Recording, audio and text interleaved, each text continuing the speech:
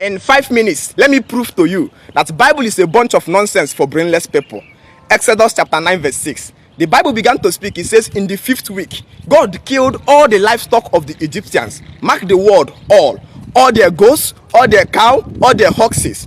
And that same God came down to Exodus chapter 14 verse 9 and began to speak. It says, and Pharaoh went after the Israelites when they have fled with 600 chariots, 600 horses and his chariots. Excuse me, sir. God killed all the livestock living in Egypt on the 5th week in Exodus chapter 9 verse 6. And in Exodus chapter 14 verse 9, Pharaoh still have 600 horses to pursue after the Israelites. This is bunch of nonsense for unreasonable human beings. Joshua chapter 10 verse 12 to 13. The Bible began to speak. It says, and Joshua said to the Lord, let the sun stand still over Gibeon, and let the moon over Ashlon. And the sun stood still until the Israelites won their enemies. Excuse me, sir. We all know today that the reason why there is day and night is because the earth is rotating and not the sun. The sun is a stationary body which never moves at all. So if there are to be any miracle consisting in making the day longer, Joshua would have asked the Lord to pause the speed of the earth rotation and not the sun, because the sun never moves for one day. The sun is a stationary body living on its own.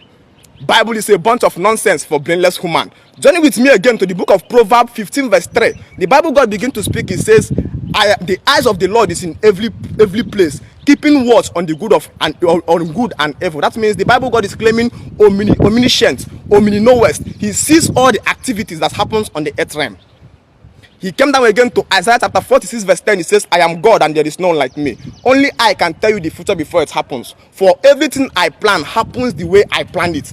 Isaiah chapter 46 verse 10. This is God claiming all-knowing ability. And that same God came down to Genesis 18 verse 20 and begin to say it. And Bible says, and God says to Abraham, Genesis 18 verse 20, I've heard a great cry against Sodom and Gomorrah because of their sin, which is too fragrant. I want to go down to confirm if their wickedness is as great as I have heard. If not, I want to know. Excuse me, sir. The omnipotent God want to come down to go to Sodom and Gomorrah to verify if accusation he heard about a nation is true. He cannot dictate that from where he's living in the sky. He has to, and at a certain point, he begins to negotiate with Abraham. He says, if only I can see 50 righteous people in this community, I will no longer destroy them. That means this Bible God lacked the ability to know within his own self whether there are 50 righteous men in that community if he was not verified by Abraham.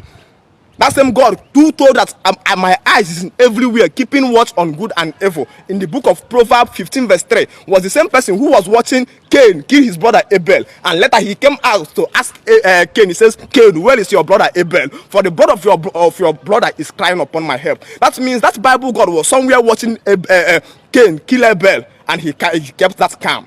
You see, that same Bible God came to Job chapter 1 verse 8 and began to negotiate with Satan. He says, have you not seen my servant Job? Have you not seen my servant Job, who have been faithful, righteous, and perfect in all his ways?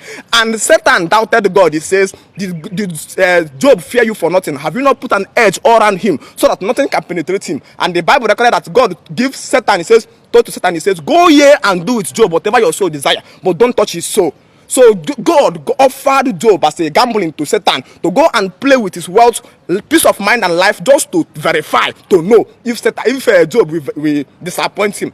So God tempts men, knowing fully well that men, who have ability to know the future, to see how or the depth of the heart of people, equally put those people to test to know whether what he thought about them is reality. You see that God knows nothing about you. He is just praying, gambling on you. This is a shadow boxing. That God is an illusion and does not exist. It's just a carved out European ideology to control or to rule the world. That's the government of the day. That's why the pastors today are called man of God. Man of God is simply a man of the government. The man of the government does a great work in shifting the responsibility of the government to an unexisting Satan. That's why the government can never fight against the church.